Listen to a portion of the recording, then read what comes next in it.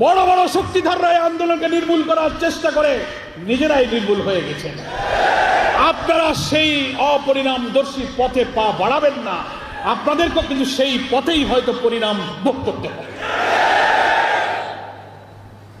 ধর্ম ব্যবসায়ী আমরা না, আমরাই বরং ধর্মকে মানি এবং ধর্মের ভিত্তিতে, ইসলামী আদর্শের ভিত্তিতে জীবন গড়ি এবং সমাজ গড়তে চাই। আমরা ধর্ম ভিত্তিক রাজনীতি করি।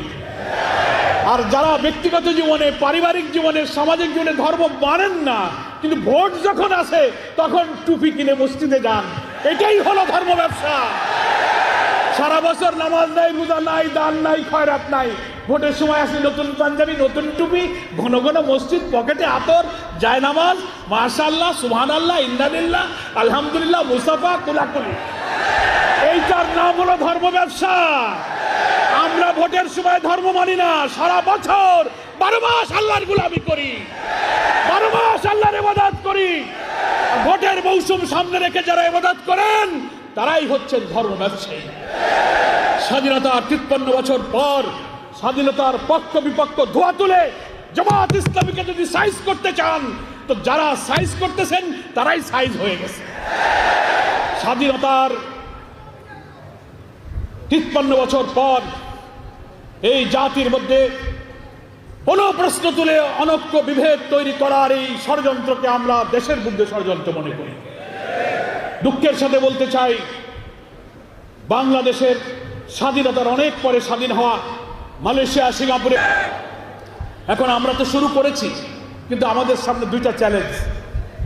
একটা হলো অন্তর্বর্তীকালীন সরকার ক্ষমতায় এসে নতুন নির্বাচনের জন্য একটা পথে যাত্রা শুরু করেছেন। কি বলেন? 5 মাস হলো ক্ষমতায় আসার পরপরই একটার পর একটা চ্যালেঞ্জ। কি দেখছেন না আপনারা?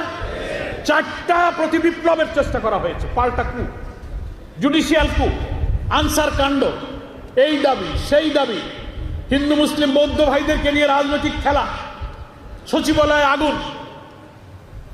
এ সরকারকেও স্বস্তির সাথে দেশ চালাতে দিচ্ছে না। অসংখ্য নেতাদেরকে গ্রেফতার করে বৃদ্ধ বয়সে তিলে তিলে কারাগারে মৃত্যুর মুখে ঠেলে দেওয়া হয়েছে এবং আমাদের প্রিয় 5 জন নেতাকে ফাঁসিতে ঝুলিয়ে হত্যা করা হয়েছে।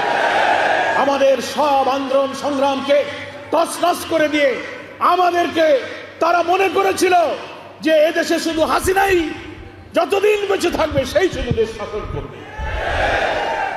মানুষ হতাশ হয়ে গিয়েছিল। 3টা নির্বাচনে মানুষ ভোট দিতে পারে না, কোনো আন্দোলন সফল হয় না। হরতাল